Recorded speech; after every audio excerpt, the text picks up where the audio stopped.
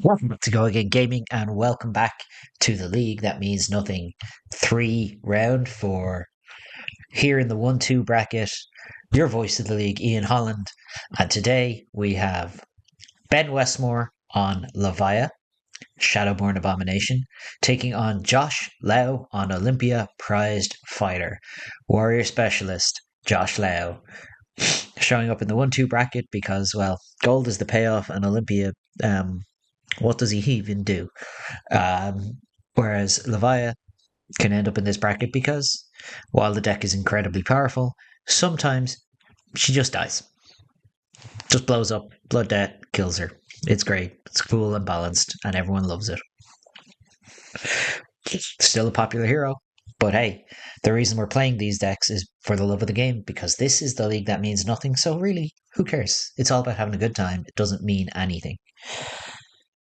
That all being said, who's going to win? Is it going to be the Shadow Brute, or is it going to be the Gladiator of the Deathmatch Arena? The only way to find out is to find out in the gameplay. So let's throw over to that and see how it goes.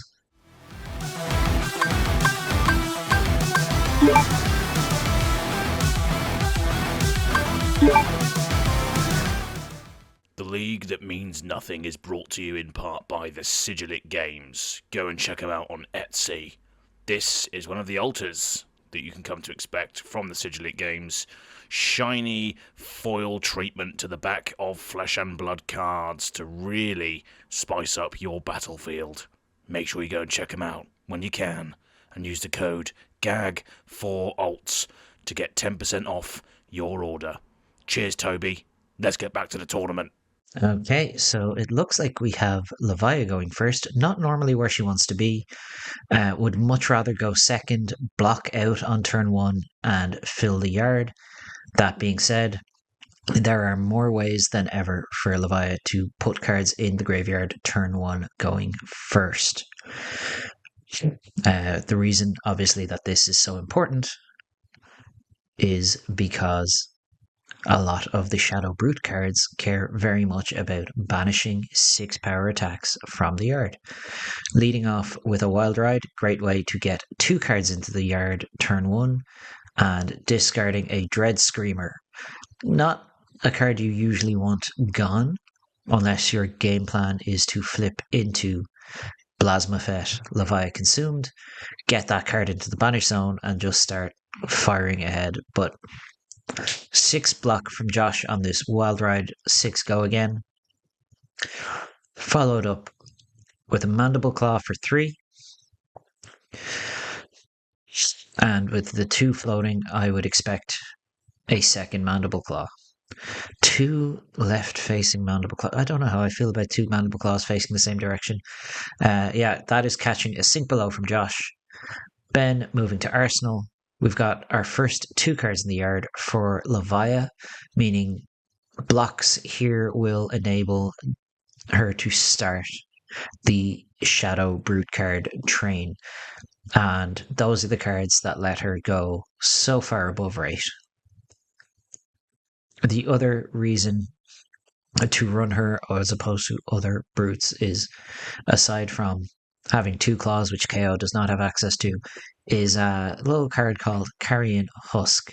Just a straight up block 6. So, Josh, hit and run, Centauri Saber, 2 go again, on hit, make a courage. Obviously, Centauri Saber with the text of, if you block with an attack action, this gets +1 until end of turn. Until end of turn being very important if you can attack with them multiple times. Not that Olympia can. But most brute cards that block are attack actions, because the only non-attack actions you're really playing in the deck, for the most part, the one you want to play is Blood Rush Bellow, and no one wants to block with Blood Rush Bellow. It's a bit weird to disincentivize blocking when you're playing Warrior with, but can only assume Josh does not run a ton of Reprise in this deck. And now we have our Courage token, so this next Saber is coming in for 3 with 2 floating. I was wondering why Josh wasn't overpitching into Green's blood spill, but of course it's because he's playing Courage of Bladehull to set up big combo turns, dealing 3 points of damage here, choosing his arsenal. Look at that face of Josh Lau staring up at everyone on those sleeves. Love to see it. And just arsenal, taking the IP, not using the entire hand, and drawing up. And speaking of those non-attack actions I was talking about, here goes a Blood Rush Bellow pitching Call to the Grave. So we have we have a discard of a random card. If it's a 6, which it probably is, because otherwise you would have blocked to make sure you were encouraged to discard a 6. Um, all brute attacks get +2 power for this turn, and we now have 4 cards in the graveyard. So we've got claws and other things available to us.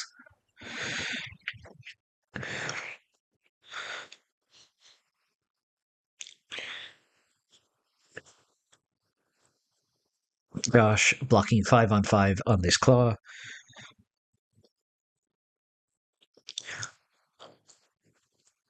Claws obviously have go again when you've discarded a 6 or more power card this turn. And when you're doing this on a Blood Rush turn, super high value. Claw for 5, 2 resources, 5 go again is nuts on a weapon. Josh blocking 3 on the second claw, taking 2.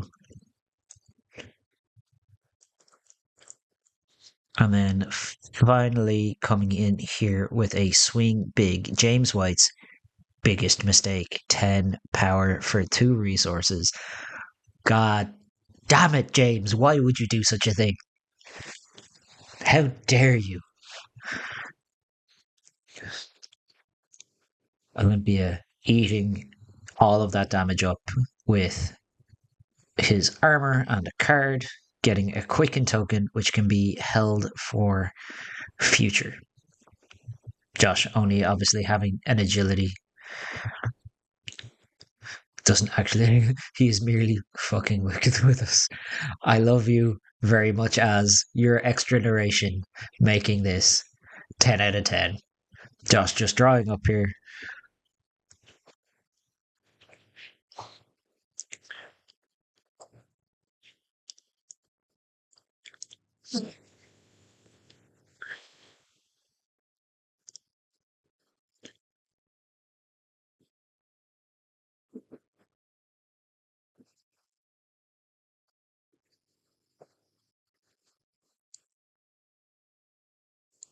Ooh, and now here we have Shadow Realm Heart. Now this card rules.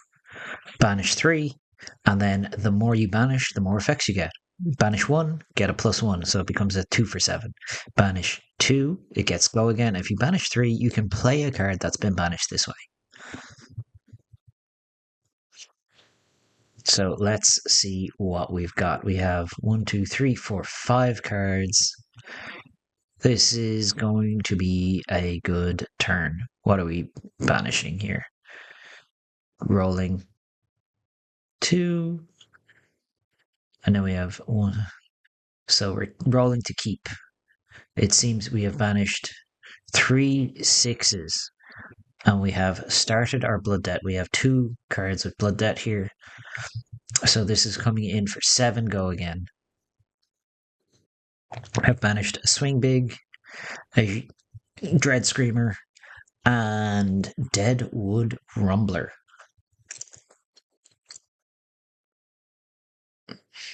So 7 coming in, and that will probably be followed by Swing Big. I wonder why it was such a big mistake. Can't tell.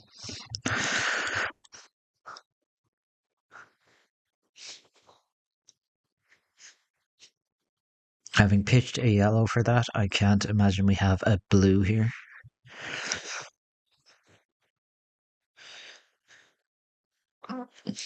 Yeah, pitching 2 reds here, sending in the Swing Big. 7 into 8, pretty decent turn here. Josh obviously doesn't need a second quicken, but let's see what he does.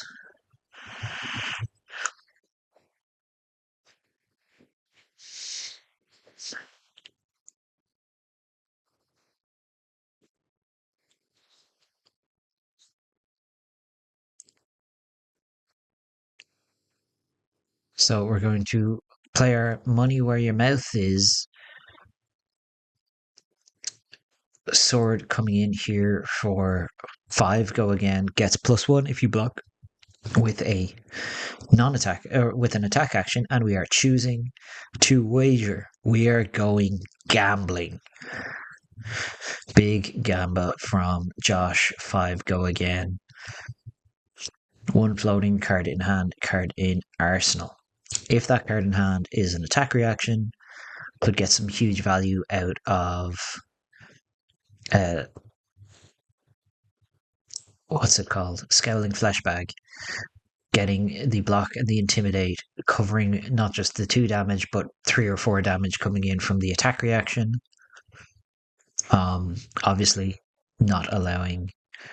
So we are going to block 6 here. So this sword is going to go up to 6. We are going to trigger Apex Bonebreaker, getting a +1, a might token, and Josh getting +1 because an attack is involved in this block. Let's see, does he have the reaction? So we have an attack and non-attack and armor in the face of this Centauri Saber. Has Josh bluffed his way through it? He has. We are going to take the upper hand. +3, 0 for 3. Play only if you wagered this chain link, which we have, obviously dealing 3 points of damage over the top, winning our wager, netting ourselves a gold from the money where your mouth is and a gold from Olympia's hero text. Yes, he does in fact have hero text. I know, I was surprised too. But like we've 2 gold. Gold is the payoff. And then Saber for 2. Took quite a lot of damage last turn to throw this swing, so hopefully this is the start of things coming back for Josh just a little bit.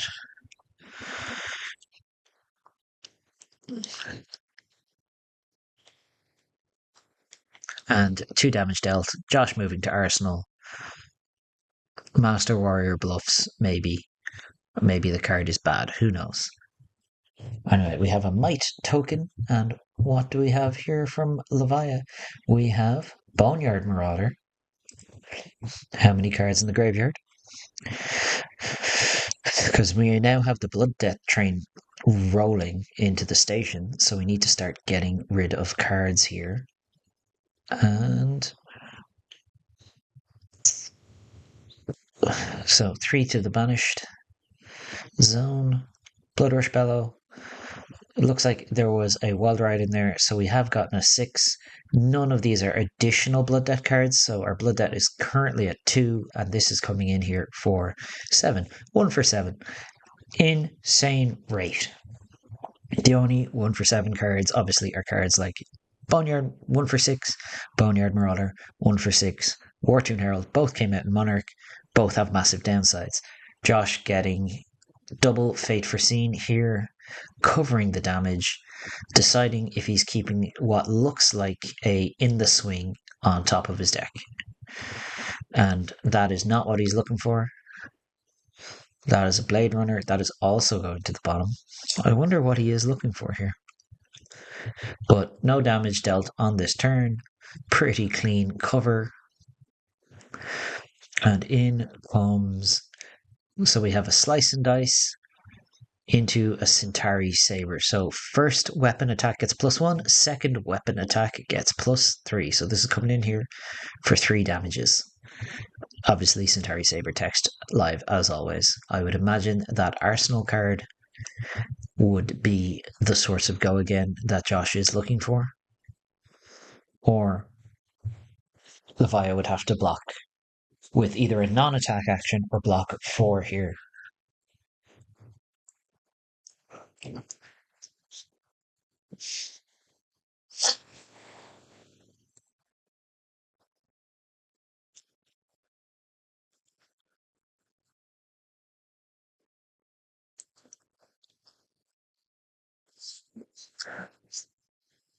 No blocks declared, so we're going to crack the prize Levia as an attack reaction. wagering a gold token, dealing 3 damage, making 2 gold. Now that the attack is hit and cracking our refraction bolters. So the attack is now got go again, and this saber is following up, coming in for 5. Josh indicating all of his triggers.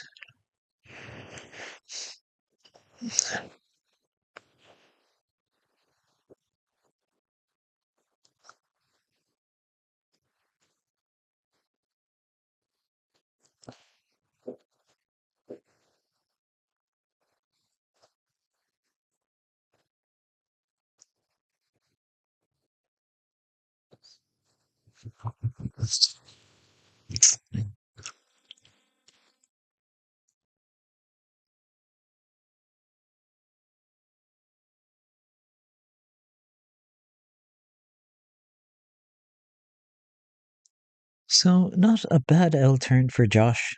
Manages to hit twice, has a lot of his armor gone, just looking for a visit the Golden Anvil to get dressed again, to suit back up. And now we are going to attack, pitching a Dread Screamer, attacking with a Dread Screamer. This is going to be 4, most likely with go again. I don't think there's more than one miss in the yard. Rolls a 5, rolls a 5. Have you rolled another 5? We have not. Okay, so what card is staying there? We don't know, but there appears to be at least 1 Blood Debt card. Oh, 2 Blood Debt cards, so we're up to 4 Blood Debt here. But obviously, Levia's hero text turns it off if there are 6s banished.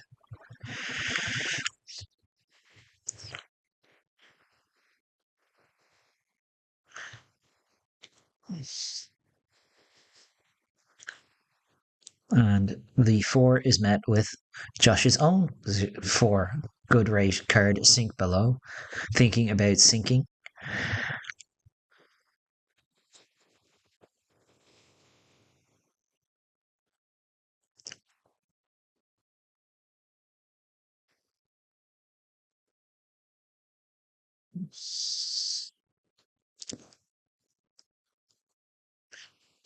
Taking a send packing for this wild ride, discarding another red Dread Screamer to the bin, but this is coming in here for 6 go again. With only the 1 floating, the only thing that could really follow this up as an attack is Boneyard Marauder, and at that point, we're really quite low on graveyard resources. Blocking 3 with this Blade Flurry, taking 3. And yeah, Ben simply moving to Arsenal. And Josh is going to crack his Courage of Blade Hold. The ability to hold an extra card here is really good in the face of Fleshbag. Who cares? Slice and dice plus hit and run. So this sword is going to come in here for 3. It has go again thanks to hit and run. We are very close to completely stripper Olympia mode, but he can always take his gold to the Golden Anvil and be like, hey, I need some new armor. I need another Courage of Blade Hold. I need whatever you got, I need it.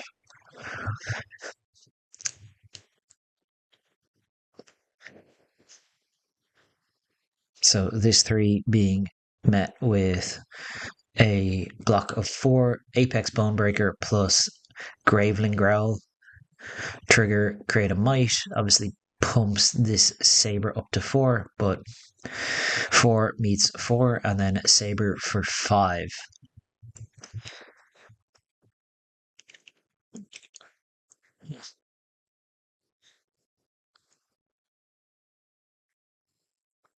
So with 5 coming in here, let's see how Ben feels.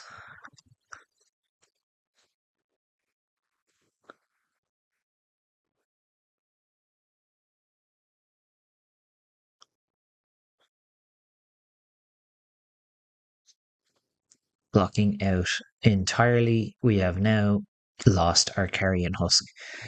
And Josh still remaining with an arsenal. God knows what it is. And here is Blood Rush Bellow. Not usually one you want to do with. Oh, well, that's why. So, Beast Within trigger, not only trigger, but will turn off Levia. And we get an endless maw of our Beast Within, losing a life, but it goes to hand. And then a draw 2. Yeah, normally you want to have more cards in hand with Blood Rush Bellow, but Beast Within is a pretty good one card to be discarding.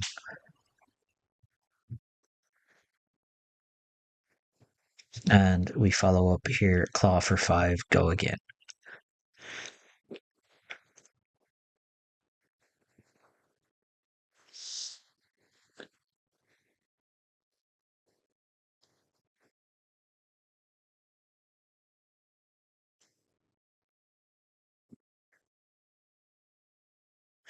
Claw is met with the Fate Foreseen, and we go second Claw. Met with looks like a random Olympia card. God only knows. And finally, a Boneyard Marauder, banishing 3.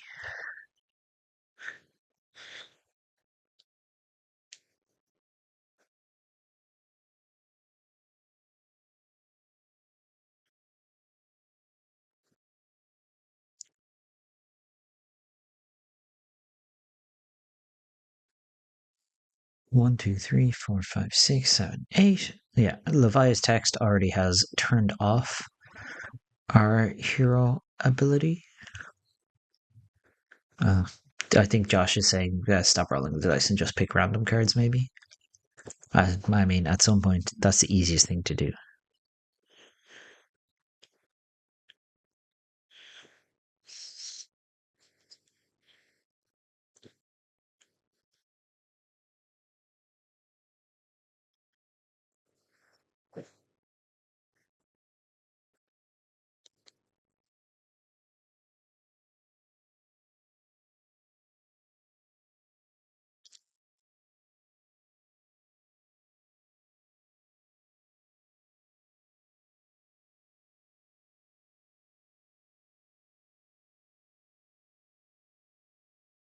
Josh just choosing to block out and preserve as much life total as possible.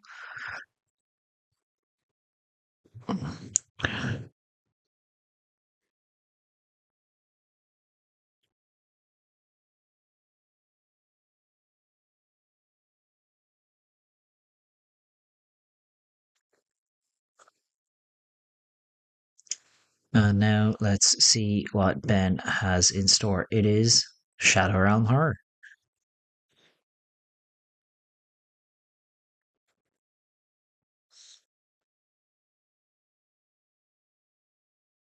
Let's see how many we hit this time around.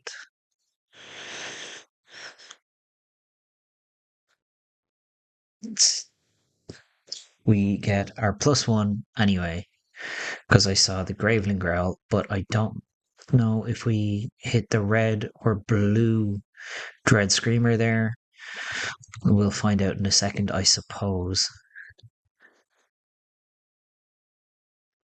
So we have have we a Might Trigger that we missed? I'm not sure.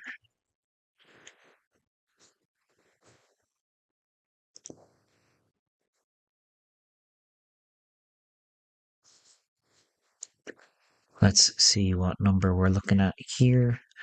7, definitely. Don't know if it has go again here.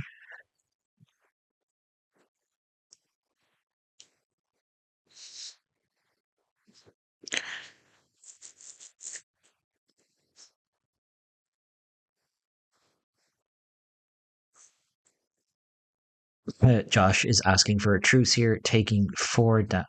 Oh, is he taking 4?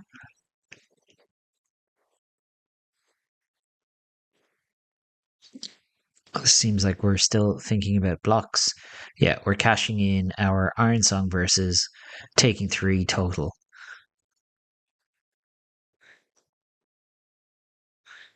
And it looks like, yeah, it was only 1 hit on that.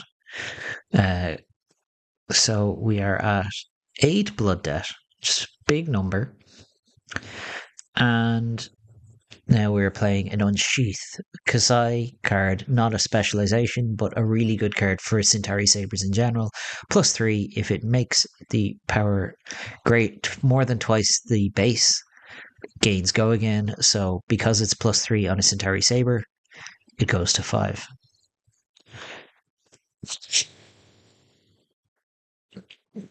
So we have 5 go again coming in here.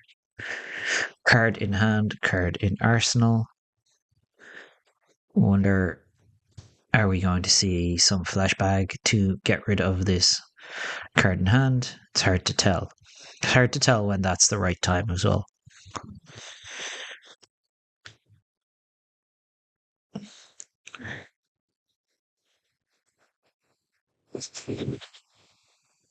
Obviously, as well, Levia needs to make sure you hold enough cards that you can clear your blood debt every turn.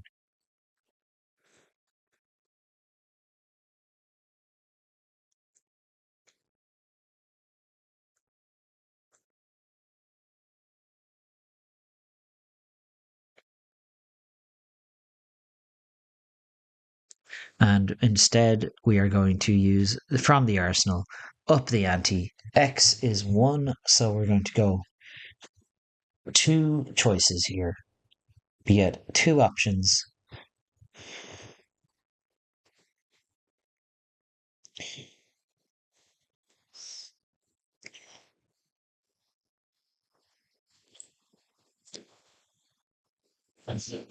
So we get to choose X +1 options here, and let's see what Josh is choosing. I feel like we might be, waging an agility and a vigor. As no blocks were declared, we were not expecting any need to push the damage over. So winning the wager gets us a gold, an agility, and a vigor. Nice little setup for next turn here. 1 agility, 1 vigor, 5 gold. Olympia, starkers here, but fully stocked in his pockets. 2 from this saber. Ben obviously liking his hand, trying to hold on to it. Blocking the 2 with scab skins. Josh moving to Arsenal, cleaning up. A lot of money. Got his go again, got his resource, so his first saber will have go again. An incoming Dread Screamer pitching. A Hungering Slaughter Beast, I believe. They all sound like death metal albums, so it's hard to say. Keeping 1, banishing several 6s, including a bunch of blood debt. If we could ever force Levia off the ability to play a banish card, or if she just doesn't draw it, is very liable to explode at 10 blood debt. But this is coming in here now. 6 go again, and Ben has held on to most of his hand.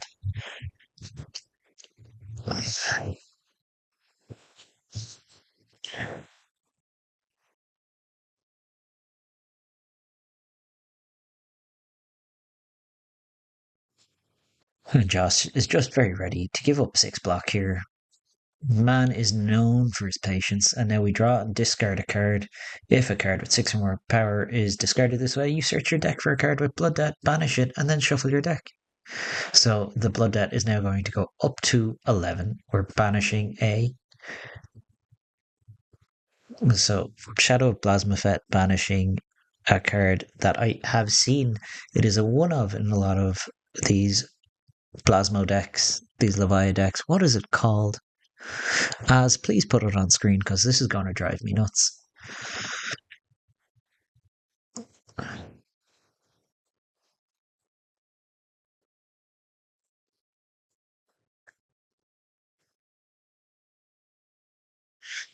And it looks like Josh is going to just block another 6 here. Deep Rooted Evil. Got him.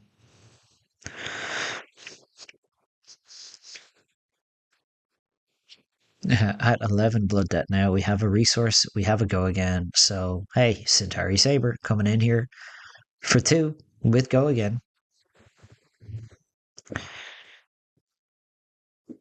Now would be a great time to find a golden anvil.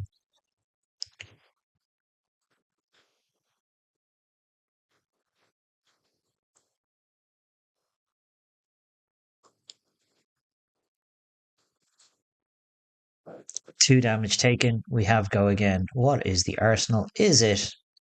Oh my god, it is. Olympia shopping spree, baby. Cash out 4 gold. Gold is the payoff. We are fully dressed again. We have now gained 7 health. We have a full suit of armor ready to rock. What but it's the perfect timing, honestly, for Olympia at this late stage of the game to just generate, suddenly generate 7 armor. But in comes Wild Ride. Randomly, we're going to draw a discard. Discarding. Oh, was that Doom? Oh no, that was Doomsday. This doesn't have go again. Ben, oh dear, I hope you didn't have that Doomsday in hand when you played this Wild Ride because that's gonna hurt.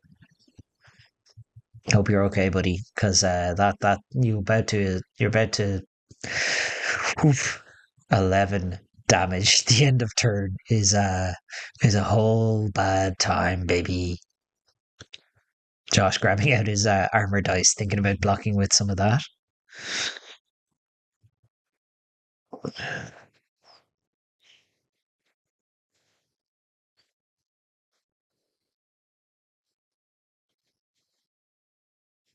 Josh blocking 5, taking 1. Ben desperately thinking, imagine about not wanting to take a bajillion blood debt here. Although this will allow the flip, right? It will. He'll only take 1 and then he'll go to 13 very strategically.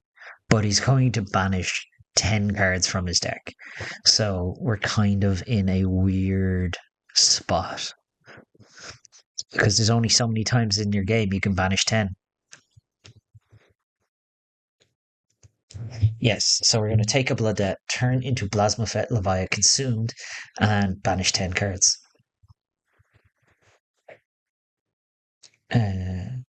2, 3, 4, 5, 6, 7, 8, 9, 10. Those are some good ones going face down into the banish zone.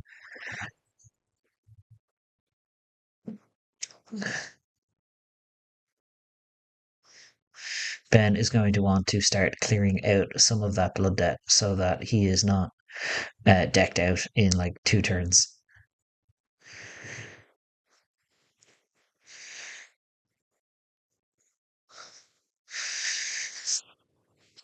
But that is some brutal stuff, and just part of the game, baby.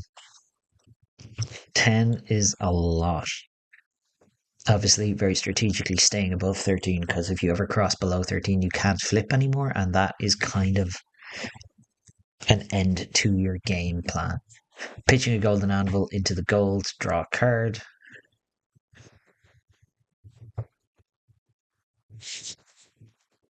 Gold continues to be the payoff. And here we have a commanding performance. Your next warrior attack this turn gets +3 until end of turn. Your warrior attacks get, when this is defended by 1 or more attack action cards, get to blow up your opponent's arsenal. It's Warrior's Command and Conquer. Kind of. So in comes Centauri Saber, probably for 5. Josh thinking. Man loves to think. He's very patient, I believe. I've heard Josh Loud described as an incredibly patient player. And that is all part of the mind games of playing Dorinthia, I would imagine. So Josh, instead choosing to crack Courage of Bladehold, and send in this saber for 5, holding 3 cards, and we still have a resource floating. Let's not forget the resource we do indeed have, because we haven't paid for this Centauri saber. Oh, well, no, we've paid for the commanding performance, of course. For sure, no doubt. But 5, big chunk. Flashbag. Maybe it's time for Ben to go gambling with that Skelling flashbag, see if we can fish a really good card out of Josh. Obviously, don't really want to block with most of the cards in our deck.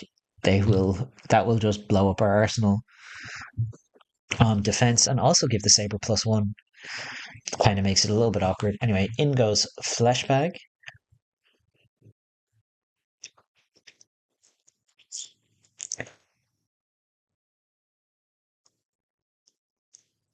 Which is going to intimidate one of these 3 cards Josh has managed to hold on to. Josh correctly identifying with by using courage, he would be able to hold an extra card for the turn, just declaring the block on flashbag. So 3 damage is coming in, and Josh gets to, and one of these cards gets banished face down at random and will be probably popped into Arsenal later. Ben taking 3 here, at least, if not more. And we are just going to glint the Quicksilver to give it go again. So Ben going to 10. What does Josh have left in store here for Ben? Not much, apparently, because we're activating our Iron Song versus pitching another glint the Quicksilver and sending in Saber for 2. I get this feeling that maybe Josh was really hoping to keep the other card, lose the glint. But this is coming in for 2 now. On hit, we get a courage. We still have a chunk of armor left here. Maybe Josh can start trying to hold out to deck Ben out.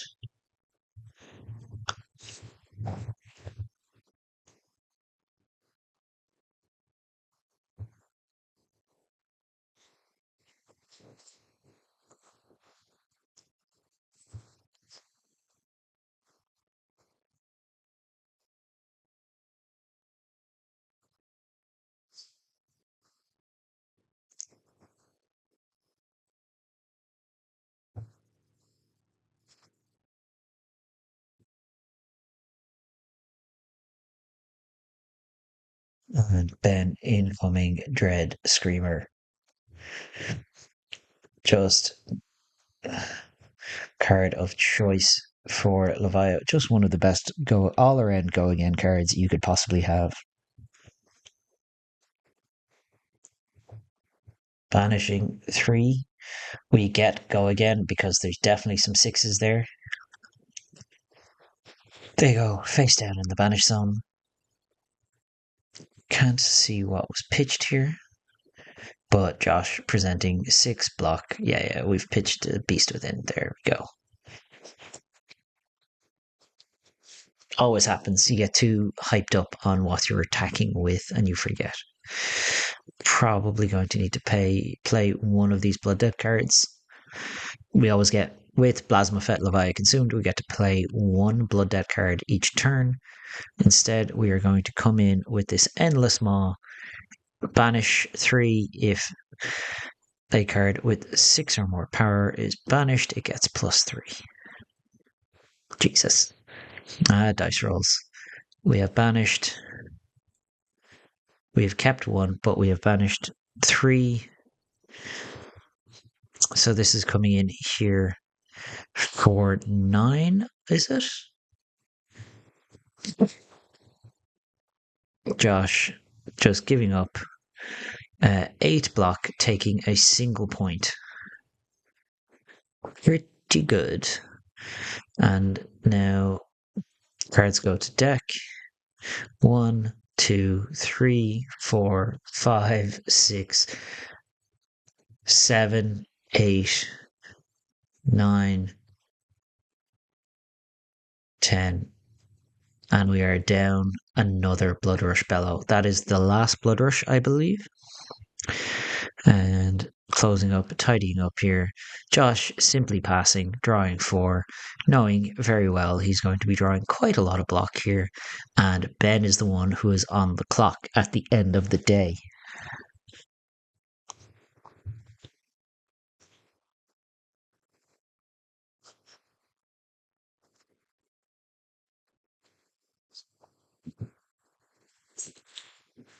So we are pitching and sending in our Shadow Realm Horror. Banishing cards face down obviously means we can't play them. But we do have 7 coming in here. Josh looking at it in the swing in his arsenal. Probably considering just blocking 7.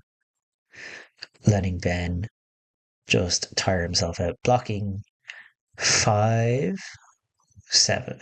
Blocking 6, taking a single point again. Using a slice and dice and something else. And then in comes Hell from Beyond as our 1 card for the turn. Gains go again, well, has go again, gives our next attack action +3. Just trying to push damage here because Josh might be losing 4 cards a turn, but Ben is losing 9 now next turn, and Graveling Growl coming in for 9.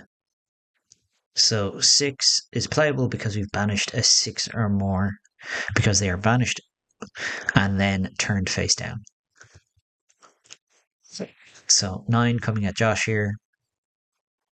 Probably going to see 6 more block extended. Ben with 2 cards in hand. Really going to struggle to close this one out.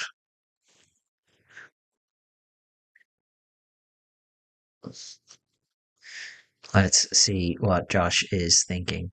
Especially now that we know the bottom of Ben's deck is going to be 2 Wrecker Romps. So at some point he's going to draw 2 Wrecker Romps, and that's going to be a bad time. Ben now with 9 Blood Debt, so going to banish 9 cards this turn. I believe. Josh continuing his very considered pace.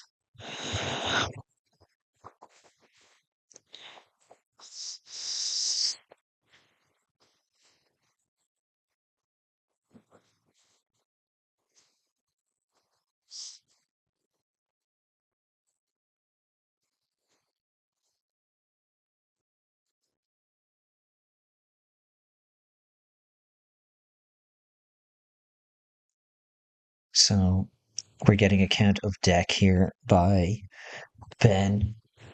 Josh thinking, like, how far can I push this? I wouldn't be surprised to see most of his equipment gone by the end of this turn. Such a considered pace from Mr. Lau. Man is well known for taking his time. Just decides to take the 9 here, go to 3. So we know a single 1, 2, 3, 4. 1, 2, 3, 4, 5. So it was in fact 9 cards.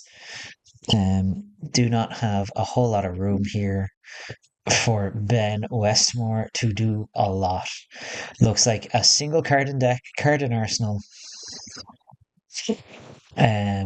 Josh ready to send some damage, and Ben just can't afford to block. Saber for 3 coming in here.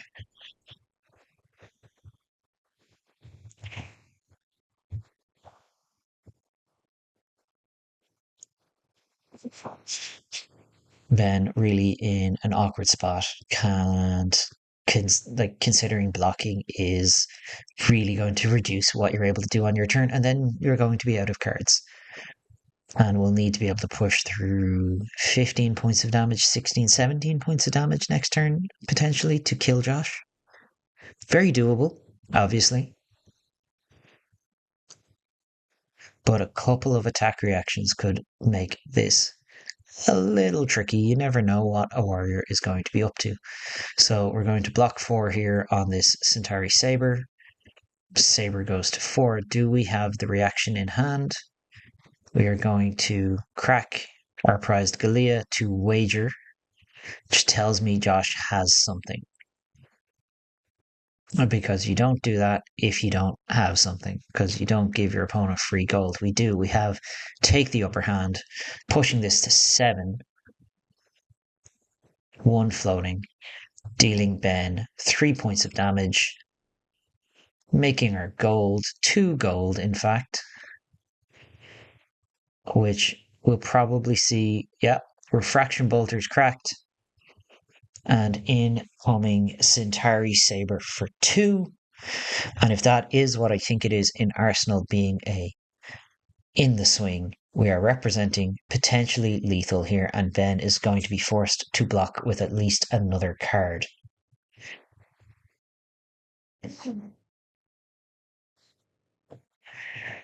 Ben thinking about finding his way out of this with 3 cards in hand, going to have to block with at least one of those, which would put the Saber up to 3, and then would go 6 over. Josh obviously decided that because it is the league that means nothing, fatiguing out your opponent is a fine way to win, but it's kind of a boring way to win. Why not just force the issue? And then we have a block with Mark of the Beast, and Josh is going to indeed send in the swing, pumping this one +1 for the Saber, and then up to 6 total, putting Ben to 2, and 2 cards in hand, 1 card in Arsenal. So really, this is Ben's last shot here. And he is going to send Shadow Realm Horror. So this is going to come in for probably 7.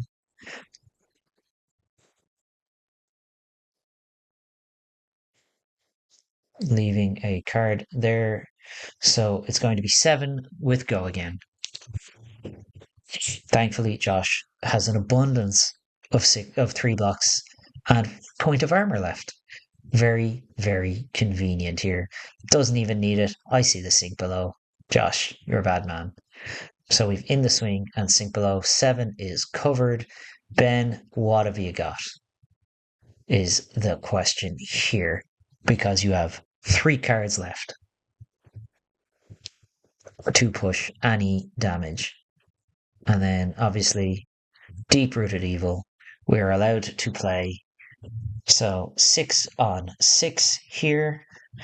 If that last card is off, yep, there goes the Wrecker Romp. And now Ben draws up his last 2 cards, a Mark of the Beast and a Wrecker Romp. Not ideal. Is he going to be able to push the damage to close it out? Do we have it? Is there more to go again? Is there something we can do?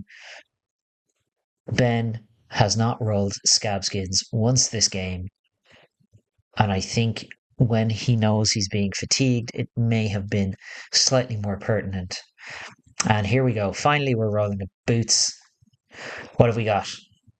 We have a single action point. Oh. When you're rolling scabs, you never want to be backed into a corner to do it. You will, obviously, if you are backed into a corner, but it is something you would rather do by choice. Ben having a look, seeing what can we play, what have we got, what are our options. Options looking thin on the ground here, especially if Josh can just drop 12 block in front of something, 15 cards in deck. It's going to be just a nightmare.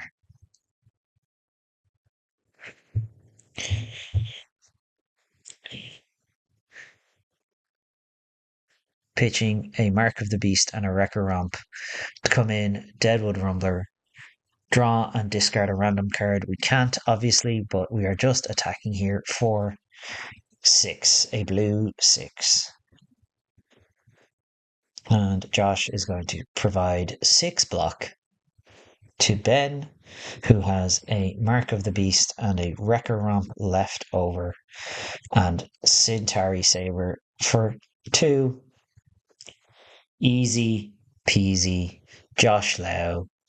This goes up to 3 thanks to this mark, and then we are Blade Runnering and sending in a Saber for 5, and it is lethal.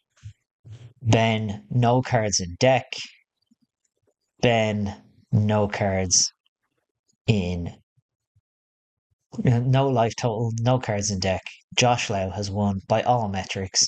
Ben just couldn't quite push that last Writhing Beast Hook, I believe it is, to force the dominate for lethal. With Josh at 3, he could block with a card plus the last block on his armor, and the game would continue and we would still end up in the same position, more or less.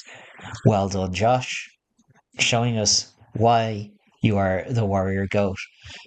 Not content to win with fatigue, decided, nah, let's push some damage, get some cards out of his hand, really go for it. Never would you see when playing Dorinthia, Josh Lau just go, yeah, let her rip. But man, when he does, it's always good to see. He knew what he was doing. Commiserations, Ben. Tough loss there. Josh moves to 2-2 on Olympia. Ben into the 1-3 bracket down at the bottom, and now we're just fighting for pride. But don't worry, pride's all we got, because this league means absolutely nothing. That's in the name. If you like the video, if you're a big Olympia fan, first of all, I'm sorry. If you're a Levia fan, I know there's plenty out there thanks to the League of Levia and a certain Mr. Ethan Van Zandt. Make sure you like the video. Make sure you comment below. Tell us what you thought of the game. What would you do? Would you play to the fatigue out, or would you try and close it out like Josh did? And after you've done commenting, make sure you subscribe, because you'll get all your notifications for each League That Means Nothing game that goes up on YouTube, which will be quite a lot of them. These episodes have been coming out fast and furious, as has been working himself to the bone, editing and getting them to you all for the love of the game.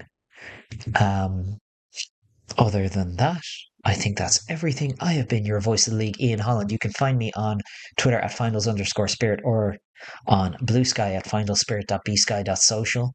And with that, I'll see you in the next one.